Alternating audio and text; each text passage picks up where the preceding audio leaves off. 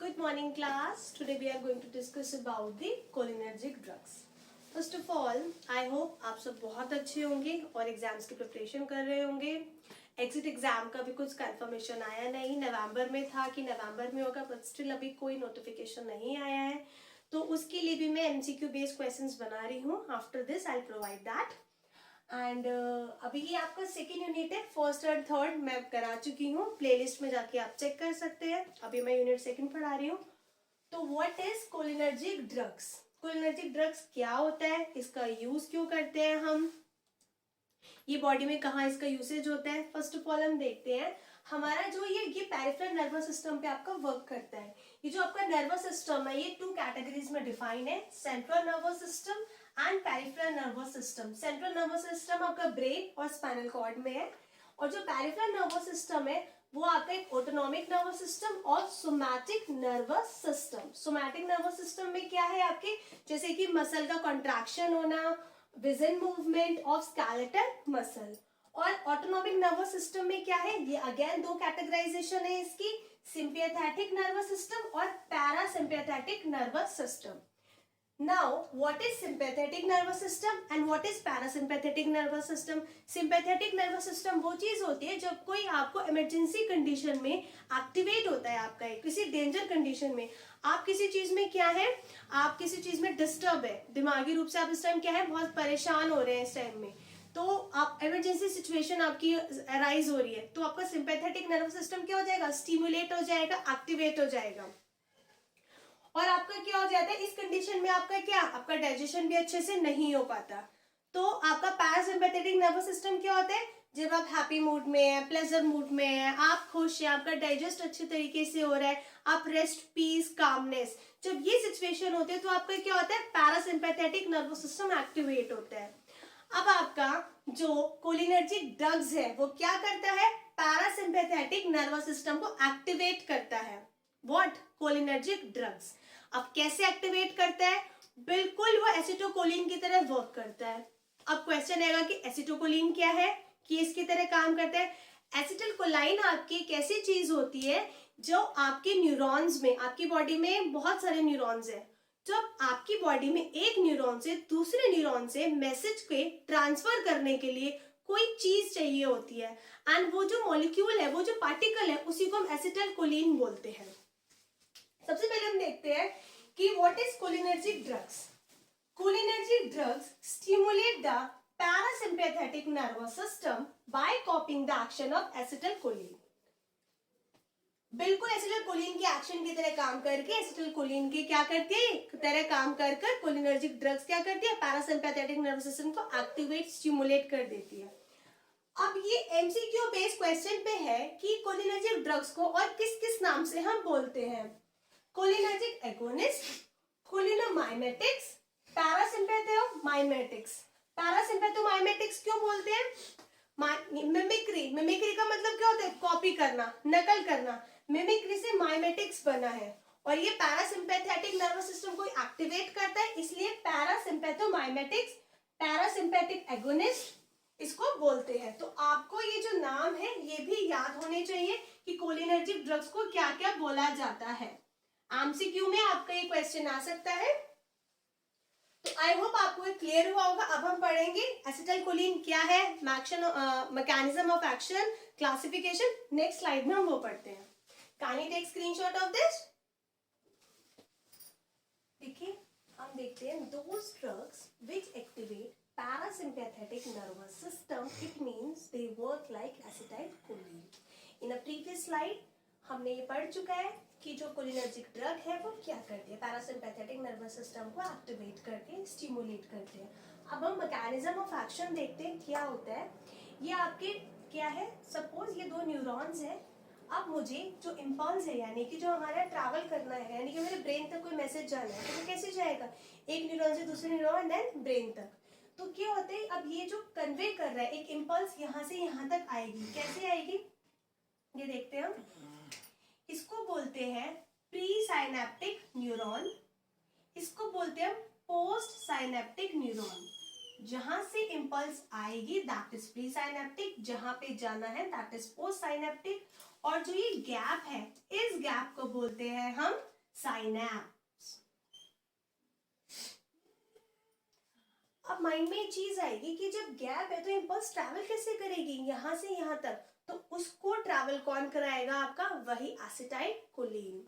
अगर सपोज किसी की बॉडी में एसिटाइल कोलिन की कमी हो जाती है या खत्म ही हो जाता है, तो उस कंडीशन में वो बहुत सीवियर कंडीशन भी आपकी होती है, वो अभी हम नेक्स्ट स्लाइड में पढ़ेंगे। अभी हम पढ़ते हैं कि जो एसिटाइल कोलिन है वो यहाँ से यहाँ तक कैसे आता है आपका, ये बनता कैसे है। ये acetylcholine is responsible to transmit the impulse from pre synaptic to post synaptic. So ATP कहाँ होता है, आपके माइटोकॉन्ड्रिया में होता है, पावर सेल जो आपका है वो power house of cell, ATP plus acetate और प्लस कोएंजाइम ए, क्या बनाते हैं आपको, एसिटाइल कोएंजाइम ए। फिर इसमें कोलिन ऐड होता है, दैट इज एसिटाइल कोलिन, जिसको हम ACH लिखते हैं। इसके ऊपर आपके क्या है, कैल्शियम के चैनल होते हैं, यहाँ पे कैल्शियम के चैनल भी हैं जो इस पे प्रेजेंट होते हैं आपके प्री साइनेप्टिक न्यूरॉन में। अब क्या हो गया, जब ये सब होता है तो आपका जो एसिटाइल कोलिन है वो क्या हो गया, प्रिपेयर हो गया, और ये कहाँ जाके स्टोर होता है, आपके वेसिकल में स्टोर होता है। ये आपका MCQ बेस्ड क्वेश्चन भी है कि आपका ये कहाँ स्टोर होता है, एसिटाइल कोलिन वेसिकल में स्टोर होता है आपका। अब ये स्टोर हो गया, स्टोर होने के बाद ये रिलीज कैसे होता है, जब कैल्शियम जो है आपका ये इसके साथ इन्फ्लक्स करता है, तब आपका जो एसिटाइल कोलिन है वो क्या हो जाता है, रिलीज हो जाता है। इसका मतलब वो यहाँ पे आ जाता है। यहाँ पे आने के बाद वो यहाँ पे आके क्या करते हैं, बाइंड करते हैं। यहाँ पे क्या होते हैं, रिसेप्टर्स होते हैं। कौन से रिसेप्टर्स होते हैं, मस्करिनिक और निकोटिनिक, दो रिसेप्टर्स होते हैं आपके इसमें। ये इसके ऊपर आपके बाइंड हो जाते हैं, और जब वो इसके ऊपर बाइंड आ जाते हैं तो क्या हो जाता है, आपका यहाँ पे सिग्नल यानी कि इम्पल्स यहाँ पे आपका क्या हो जाता है, फॉरवर्ड हो जाते हैं। यहाँ पे आपको जो भी मैसेज था वो यहाँ तक पहुंच गया है, आपका जो मैसेज है। अब क्या होता है आपका, ये जब यहाँ पे ट्रैवल हो गए, आपका मैसेज पहुंच गया। अब ये भी आएगा कि यार जब मैसेज आ गया तो अब कैसे पता चलेगा इसको, यहाँ पर प्री साइनेप्टिक को, कि जो मैसेज है वो कन्वे हो गया। अब एसिटाइल कोलिन मुझे और बनाना है या रोक देनी है उसकी फॉर्मेशन, ये कैसे पता लगता है कि आपके प्री साइनेप्टिक पे भी कुछ रिसेप्टर्स होते हैं, यहाँ पे भी कुछ रिसेप्टर होते हैं। जब यहाँ पे ये सारे ऑक्यूपाइड हो जाता है, यानी कि ये पूरा जो स्पेस है आपका एसिटाइल कोलिन से पूरा ऑक्यूपाई हो जाता है, तो ये क्या हो जाता है, यहाँ बाइंड होने लग जाते हैं। और जब ये यहाँ बाइंड होने लग जाएंगे तो इसको प्री साइनेप्टिक को इन्फॉर्मेशन मिल जाती है कि अब और एसिटाइल कोलिन की नीड नहीं है, और वो उसके फॉर्मेशन को रोक देता है। तो प्री साइनेप्टिक पे जो रिसेप्टर्स है उनका क्या फंक्शन है, एक फीडबैक देना कि अब और एसिटाइल कोलिन नहीं रिक्वायरमेंट है, उसकी फॉर्मेशन को स्टॉप करना है। और यहाँ के रिसेप्टर पे बाइंड होने का क्या काम है, कि वो यहाँ पे इसलिए होते हैं ताकि जो मैसेज है वो आगे कन्वे हो सके। आई होप आपको समझ आया हो कि एक न्यूरॉन से दूसरे न्यूरॉन पे कौन ट्रैवल करवाता है, एसिटाइल कोलिन कराता है। इसका वो कहाँ स्टोर होता है, वेसिकल में होता है। इसकी फॉर्मेशन कैसे होती है ये भी मैं आपको ऑलरेडी बता चुकी हूँ, और ये कैसे अब आपका मैसेज कन्वे हो गया ये भी मैं बता चुकी हूँ। अब इसके बाद क्या हो जाता है, जब आपका यहाँ आ गया और जब यहाँ पे आपका एक्स्ट्रा हो गया तो क्या होगा, एक एंजाइम होता है एसिटाइल कोलिनोस्ट्रेसिस, ये क्या करता है, एसिटाइल कोलिन को क्या करता है, ब्रेक कर देता है। ब्रेक करने के बाद क्या करता है ये यहाँ पे वापस से उसको भेज देता है, और फिर इस तरह से अगेन क्या होता है, दोबारा से आपका क्या होने लग जाता है, दोबारा से फिर वही सेम प्रोसेस, जब इसको नीड होती है ये दोबारा से कोलिन बनाता है, और यहाँ पे ACH जो है एसिटाइल कोलिन बाइंड होता है। तो ये पूरा आपका है, एग्जाम में आता है, आप ये डायग्राम बना के आइए। अब हम यहाँ पे देखते हैं, देखिए क्या है, कोलिन प्लस एसिटाइल कोएंजाइम मिलके क्या, ये आपका होता है कि ये रिवर्सिबल का साइन है। ये acetyl choline plus coenzyme A बनाते हैं। इसका मतलब वही कि जब ये एंजाइम इसको ब्रेक करता है तो ये वापस उसी फॉर्म में आ जाता है, इस वाली फॉर्म में, इसलिए इसमें ये वाला साइन लगा है रिवर्सिबल का। आप देखो, the transmission of nerve impulse between neuron called neurotransmission. जब कोई भी इंपल्स एक न्यूरॉन से दूसरे न्यूरॉन पे जाती है तो उसको न्यूरोट्रांसमिशन बोलते हैं, और इस न्यूरोट्रांसमिशन को कौन कराता है, आपका एसिटाइल कोलिन कराता है। इस गैप को बोलते हैं हम साइनैप्स। और फॉर्मेशन देखते हैं एसिटाइल कोलिन की क्या होती है, जब एटीपी एसिटेट कोएंजाइम में एसिटाइल कोलिन बनाते हैं, और फिर एसिटाइल कोलिन कहाँ स्टोर होता है, आपका वेसिकल में। उसके बाद जब कैल्शियम का जो इन्फ्लक्स होता है आपका प्री साइनेप्टिक न्यूरॉन में, तो क्या होता है आपका जो ये आपका एसिटाइल कोलिन है वो क्या हो जाता है आपका रिलीज हो जाता है और इस पे साइनाप्स पे आ जाता है। उसके बाद वो यहाँ पे आके मस्कैरेनिक और निकोटिनिक रिसेप्टर पे क्या हो जाता है बाइंड हो जाता है और आपका जो इंपल्स है वो यहाँ पे आ जाता है। इट मींस कि message from one neuron to second neuron आपका कन्वे हो गया। और ये जो एंजाइम है जो उसको ब्रेक करते हैं उसको बोलते हैं एसिटाइल कोलिनोस्ट्रेसिस। आई होप आपको मैकेनिज्म ऑफ एक्शन समझ आया हो। अब हम इसके बाद इसका क्लासिफिकेशन, सिम्टम्स ये सब पढ़ेंगे। Kindly take screenshot of this. देखो अब हम देखते हैं कि ACH जो है वो यानी कि एसिटाइल कोलिन आपकी बॉडी में क्यों इंपॉर्टेंट है या उसकी अगर डेफिशिएंसी हो जाती है तो आपकी बॉडी में क्या क्या इफेक्ट देखने को हमें मिलता है। तो हम देखते हैं वन बाय वन कि जो ACH है acetyl choline is so important for nervous system conduction within the brain. A deficiency in acetylcholine has been linked to Alzheimer's disease. Now the what is Alzheimer's disease? जब एक ऐसी condition इंसान अपनी धीरे धीरे मेमोरी लॉस करने लगता है, उसको कंटिन्यूअस हेडेक होता है, वो बिल्कुल पागल जैसी कंडीशन में पहुंच जाता है, दैट इज अल्जाइमर डिसीज। तो अगर हमारी बॉडी में ACH जो है एसिटाइलकोलिन की डेफिशिएंसी हो जाएगी, कमी हो जाएगी, तो कंडीशन आपके यहाँ तक पहुंच जाएगी।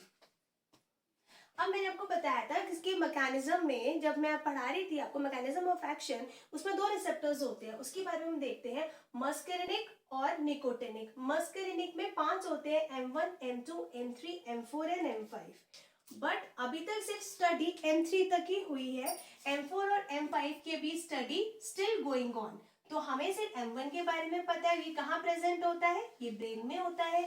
M2 कहाँ होता है, आपके हार्ट में होते हैं। और M3 कहाँ होता है, एब्डोमेन में होता है। ठीक है। और जो निकोटिनिक है ये आपके दो होते हैं, NN that is muscular nicotinic और NN that is neuronal nicotinic. I hope आपको ये समझ आए होंगे। ठीक है। यही रिसेप्टर कहाँ आपके प्रेजेंट थे, पोस्ट साइनेप्टिक न्यूरॉन पे। इसी से बाइंड होके जो थी आपकी इंपल्स वो ट्रैवल हो रही थी और क्या हो रहा था, मैसेज कन्वे हो रहा था। अब देखते हैं अगर एसिटाइलकोलिन की डेफिशिएंसी हो जाए किसी की बॉडी में तो क्या क्या होता है। कॉन्स्टिपेशन हो जाएगा उस पर्सन को अगर एसिटाइलकोलिन की क्या हो जाएगी आपकी डेफिशिएंसी। अब क्यों देखते हैं। मैंने आपको फर्स्ट स्लाइड में पढ़ाया था कि जो एसिटाइलकोलिन है वो आपका पैरासिम्पैथेटिक नर्वस सिस्टम को एक्टिवेट करता है। और पैरासिम्पैथेटिक नर्वस सिस्टम किसके लिए रिस्पॉन्सिबल है, आपके गुड डाइजेशन के लिए रिस्पॉन्सिबल है। डाइजेस्ट और रेस्ट, पीस, कामनेस, इस चीज के लिए रिस्पॉन्सिबल पैरासिम्पैथेटिक नर्वस सिस्टम है। जब आपका डाइजेस्ट जो है वो उसकी कमी हो जाएगी, सॉरी जब आपका पैरासिम्पैथेटिक नर्वस सिस्टम की यानी कि डेफिशिएंसी एसिटाइलकोलिन की आपकी डेफिशिएंसी हो जाएगी तो आपका कॉन्स्टिपेशन हो जाएगा, आपकी मेमोरी प्रॉब्लम होने लग जाएगी। मैंने आपको जैसे पहले ही बताया कि उसको अल्जाइमर डिसीज भी हो सकता है। ड्राई माउथ, हमेशा मुंह सूखा रहेगा। आईज आपकी क्या हो जाएगी, ड्राई हो जाएगी। Fast heart rate, emotional instability, क्या हो जाता है आपकी हार्ट बीट क्या हो जाएगी, बहुत ज्यादा हाई हो जाएगी। और इमोशनल क्या हो जाएंगे, आप स्टेबल नहीं होगे, कभी हंसने लगोगे, कभी रोने लगोगे, कभी एकदम फ्रस्ट्रेट हो जाओगे, क्योंकि आपका क्या कंडीशन सीधा अल्जाइमर डिसीज तक पहुंच जाएगी। अब हम देखते हैं क्लासिफिकेशन। एक होता है आपका डायरेक्ट, दूसरा है आपका इनडायरेक्ट क्लासिफिकेशन। इसमें क्या है, ये डायरेक्ट है या आपका इनडायरेक्ट है। डायरेक्ट में देते क्या है, मिथाकोलिन, ये किस पे वर्क करता है, आपके हार्ट पे करता है। जैसे क्या होता है जब हार्ट रेट क्या बहुत ज्यादा हो जाती है तो उसके लिए क्या है आपका more selective on cardiovascular system, weak nicotinic effect. ठीक है। सेकंड हो जाता है आपका कार्बाकॉल। कार्बाकॉल किस पे करते हैं, muscarinic and nicotinic, but it is mainly selective on GIT. GIT stands for gastrointestinal tract and urinary tract. ठीक, यानी कि आपके जो यूरिनरी ट्रैक यानी कि जहां से आप यूरिन पास करते हैं यूरिनरी ब्लैडर पे, ये कौन काम करता है आपका कार्बाकॉल। बिथैनिकॉल, ये क्या है, ये इंक्रीज कर देता है motility of bladder and GI track. That means कि क्या, मूवमेंट को, आपके जो ब्लैडर और जो GI ट्रैक है, जिससे क्या होगा आपका डाइजेशन इंप्रूव होगा। अब पिलोकार्पिन, पिलोकार्पिन का क्या है, मेनली यूज किया जाता है constrict pupilli which decrease IOP. IOP stands for intraocular pressure. ये यूनिट थर्ड में मैं ऑलरेडी पढ़ा चुकी हूँ कि आईओपी क्या है, कॉन्स्ट्रिक्शन ऑफ पीपल क्या है, और ये आप चैनल के प्लेलिस्ट में जाकर आप ग्लाउकोमा वाली वीडियो देखेंगे, आपको ये पॉइंट क्लियर हो जाएगा। अब हम देखते हैं इनडायरेक्ट। इनडायरेक्ट में क्या है आपका फाइसोस्टिग्माइन, इसमें क्या है, has muscarinic action more specific on eye and CNS stands for central nervous system. Now neostigmine क्या है आपका, ये दोनों पे वर्क करते हैं, मस्करिनिक पे भी और निकोटिनिक पे भी। It produce both nicotinic muscarinic action but it is more active on nicotinic receptors. ये निकोटिनिक रिसेप्टर्स पे ज्यादा एक्टिव है।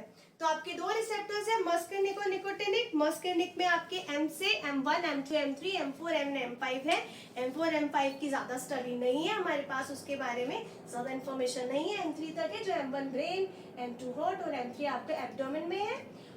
अगर डेफिशिएंसी हो जाती है तो क्या प्रॉब्लम होती है, इसका क्लासिफिकेशन, और ACH जो है अगर वो इसकी डेफिशिएंसी हो जाए तो अल्जाइमर डिसीज तक आपका हो सकता है।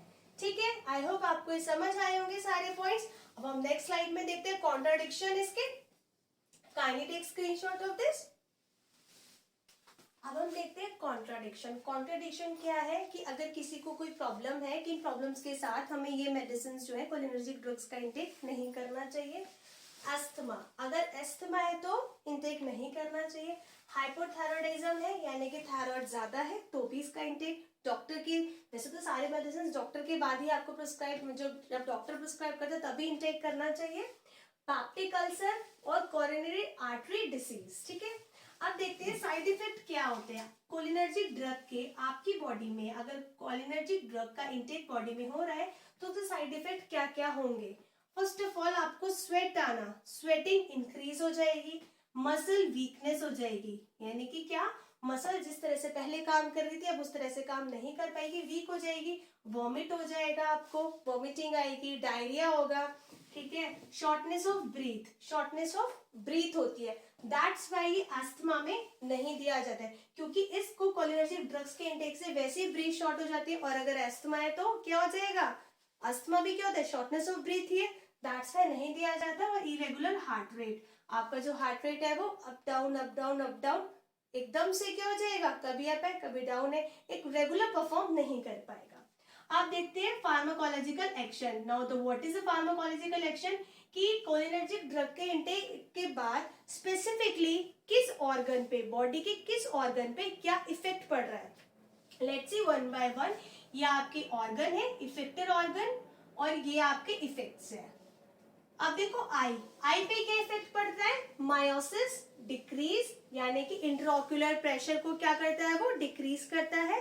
तो मायोसिस क्या होता है आपका, कॉन्स्ट्रिक्शन ऑफ पीपल, और लैक्रिमेशन इंक्रीज, यानी कि टीयर्स आने लग जाएंगे। बट ऑब्वियस है अगर टीयर्स आएंगे तो क्या हो जाएगा, वो ड्रेन आउट कर देगा। जब वो एक्वस ह्यूमर को ड्रेन आउट कर देगा तो क्या हो जाएगा, आपका आईओपी क्या डिक्रीज हो जाएगा। ये मैंने ग्लाउकोमा में पढ़ाया है, आप वीडियो थर्ड में जाके, यूनिट थर्ड में जाके प्लेलिस्ट में चेक कर सकते हैं। अब देखते हैं हार्ट। हार्ट में क्या होता है, decrease heart rate. Heart rate भी क्या करता है, ये डिक्रीज करता है। ब्लड वेसल क्या करता है, ये कॉन्स्ट्रिक्शन ऑफ कोरोनरी आर्टरीज को करता है। दैट्स वाई ये कोरोनरी आर्टरी में, यानी कि कोई हार्ट की जो प्रॉब्लम्स होती है उसमें नहीं दिया जाता है। यूरिनरी ब्लैडर क्या करता है, ये कॉन्ट्रैक्ट करता है, कॉन्ट्रैक्शन ऑफ ब्लैडर वॉल होता है। रेस्पिरेटरी सिस्टम में क्या होता है, कॉन्स्ट्रिक्शन ऑफ ब्रोंकाई। ब्रोंकाई क्या हो जाती है आपकी, कॉन्स्ट्रिक्ट हो जाती है, और इंक्रीज ब्रोंकाई सिक्रेशन हो जाता है। एक्सोक्राइन ग्लैंड में क्या हो जाता है, ये सब कुछ ओपन कर देता है, लाइक स्वेट, स्लाइवेशन और लैक्रिमेशन, सब कुछ स्टिमुलेट कर देता है। सब कुछ स्टिमुलेट, एक्टिवेट, ओपन करके क्या करता है, ये स्वेट इंक्रीज करता है। स्लाइवेशन, मुंह में जो आपके स्लाइवर डेवलप होता है उसको इंक्रीज करता है। लैक्रिमेशन दैट मींस टीयर्स को करता है। तो इसको इंक्रीज होने से क्या हो जाएगा, आईओपी डिक्रीज हो जाएगा। तो आपका ये फार्माकोलॉजिकल एक्शन है कि क्या क्या होता है आपके कोलिनर्जिक ड्रग में।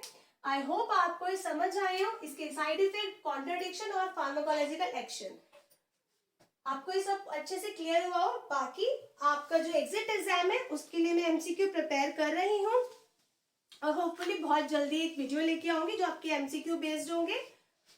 बाकी thank you class, have a nice day.